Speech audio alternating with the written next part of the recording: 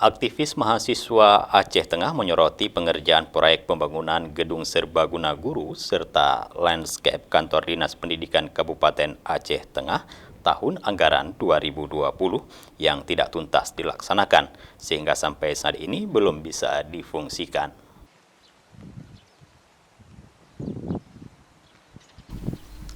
Inilah kondisi gedung serbaguna guru milik Dinas Pendidikan Kabupaten Aceh Tengah di Komplek Gedung Pertemuan Guru, Kampung Kung, Kecamatan Pegasing, Kabupaten Aceh Tengah.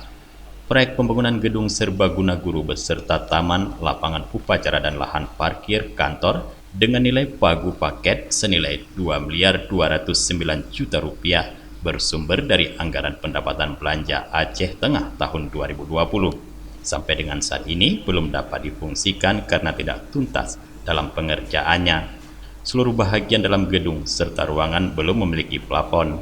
Bahkan lantai bangunan dalam gedung tersebut terlihat hanya berlantai semen kasar karena belum terpasang keramik. Begitu juga lantai gedung bahagian luar hanya di semen kasar.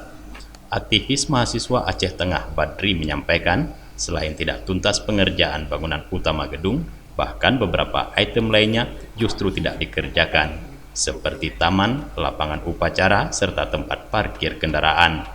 Dirinya menduga pembangunan fasilitas pemerintah yang bersumber dari dana APBD dari pajak masyarakat ini syarat masalah. Badri juga meminta kepada kepala daerah untuk mengevaluasi kinerja dinas terkait dan meminta pihak penegak hukum untuk mengusut tuntas persoalan ini demi mencegah kerugian keuangan negara. Sebagai masyarakat Aceh Tengah, bahwa pembangunan gedung seharusnya dibangun sampai tuntas sehingga dapat difungsikan. Nah, ini kan anggarannya bersumber dari pajak masyarakat.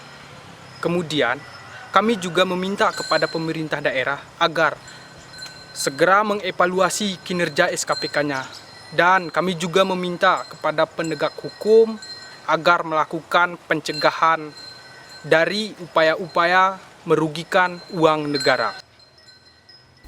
Sementara Kepala Dinas Pendidikan Kabupaten Aceh Tengah menyampaikan tidak tuntasnya pengerjaan proyek tersebut karena tidak cukupnya anggaran.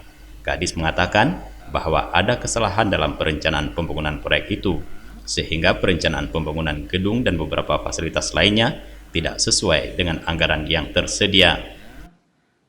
Dalam perjalanan untuk gedung serbaguna, itu ada sedikit kekeliruan di perencanaan sehingga itu tidak fungsional. Artinya perencanaannya tidak sesuai dengan dana yang tersedia. Itu lebih 2 miliar, ya kan? Tetapi memang seperti yang saya katakan tadi, ada hitungan-hitungan dari tiang-tiang yang kurang pas sehingga walaupun dana seperti itu belum fungsional.